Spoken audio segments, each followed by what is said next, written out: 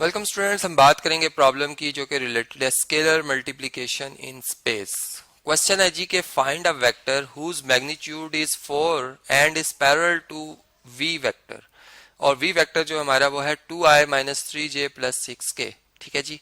मतलब अब मैं आपको ये समझाता हूँ कि हमारे पास जो रिक्वायर्ड वेक्टर है, लेट्स से कि u जो है be the required vector, be the required vector. ठीक है जी।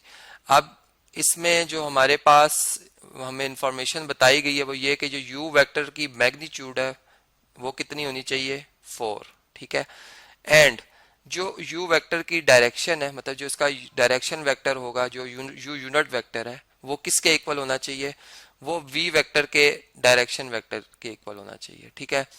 और वेयर जो v वेक्टर है इसका जो डायरेक्शन वेक्टर है वो किसके इक्वल होता है, ये इक्वल टू होता है v vector divided by v vector magnitude के।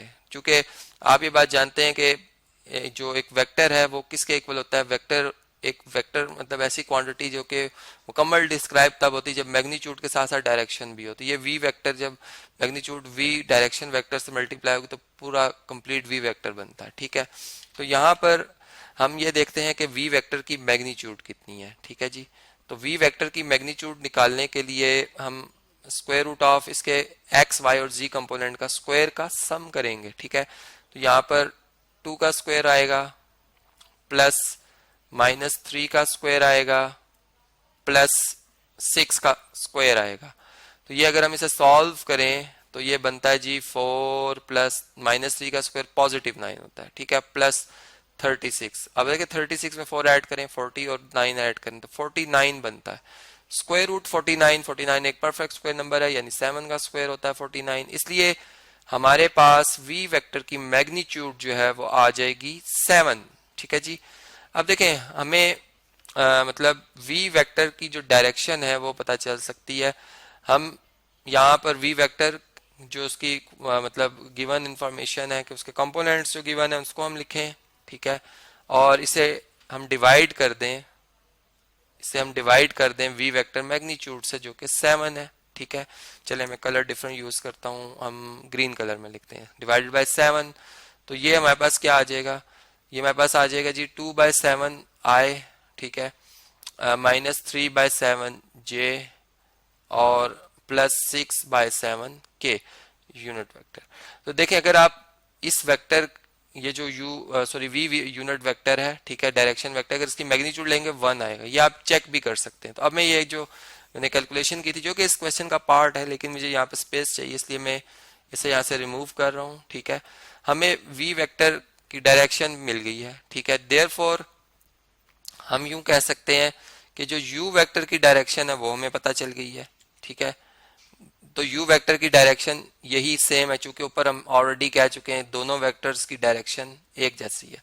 इसका मतलब कि मैं इसी v वेक्टर की डायरेक्शन को इक्वल कर लूंगा किसके, u वेक्टर की डायरेक्शन के। ठीक है।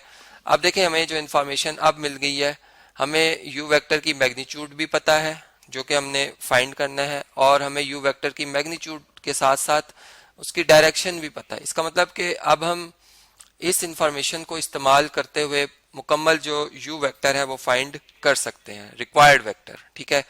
तो यहाँ पर फिर हम लिखेंगे, चलें इसे मैं कॉपी कर लेता हूँ, या चलें स्क्रीन को थोड़ा सा मैं डाउन करना चाह रहा था बेसिकली, लेकिन स्पेस नहीं है। चलें खैर हम इधर लिख लेते हैं, दिस इम्प्लाइज जो रिक्वायर्ड वेक्टर है, रिक्वायर्ड वेक्टर u वो किसके इक्वल आ जाएगा, वो इक्वल टू आ जाएगा u vector magnitude times u vector direction.